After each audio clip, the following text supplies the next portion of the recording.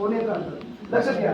आता सर्वात महत्वाचं की बेक रिलेटेड हेल्थ इश्यूज म्हणजे काय, की ज्यांना कमरेचा आजार आहे, ज्यांना मणक्यात गेप झालेला आहे, गादी सरकलेली आहे, हो गादी बाहेर सरकलेली आहे, चक्ती सरकलेली आहे, गॅप पडलेला आहे, सायटिका आहे, ज्यांना नस दबली गेलेली आहे, नस सुकून गेलेली आहे, नस ब्लॉक झालेली आहे. आई हा बेल्ट लावलाय ना, याला काढायचं आणि डायरेक्टली उलट्या बाजूला लावायचं. तो उलट्या बाजूला लावल्याने त्या दगडामधून कवळी किरण निघणार आणि तुमच्या कमरेच्या भागाच्या चौथा आणि पाचव्या मणक्यामध्ये जी झीज झालेली आहे त्या झीजला काही काय याच्यामध्ये आहे, कॅल्शियम आहे, मॅग्नेशियम आहे, आयर्न आहे, विटामिन डी जीवनसत्व आहे, कवळी किरण आहे.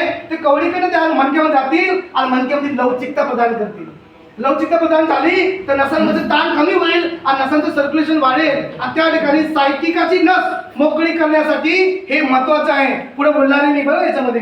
बघा यानंतर बघा हे बघितलं ना तुम्ही, तर मणक्यांचे आजार बरे करण्यासाठी, पेन रिलीफ करण्यासाठी ही मसल्स खूप महत्वाची आहे. ठीक आहे, हे बघा आता इथं बघतोय आपण, इथं बघतोय, इकडे लक्षात घ्या.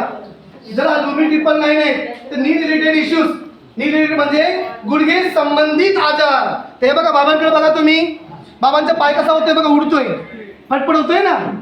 तर ही पल्सपेड जी आहे होते करंट नाही. पहिली गोष्ट हे जैविक तरंग आहे. कसं होतंय, आता माझा हात, एखादा बाबाचा हात असा झालाय पॅरालिसिस मध्ये, जर मी त्या बाबांच्या हाताला लावणार तर काय होणार, या सर्व नसा मोकळे होतील आणि बाबाला हाताला लिहिता पण येईल, चहा पिता पण येईल. पॅरालिसिस 100% हात वाकडा सरळ करून देईल. आता गुडघ्याला लावायचं, गुडघ्याला लावतोय, तर गुडघ्याला लावलं तर गुडघ्यांची जे टकटक आवाज येतोय, कर्कश आवाज येतोय, लिगामेंटला इंजरी आहे, तर लिगामेंटला इंजरी, कर्कश आवाज येणे, गुडघ्याशी संबंधित आजार, तर याला पोट्याला लावा.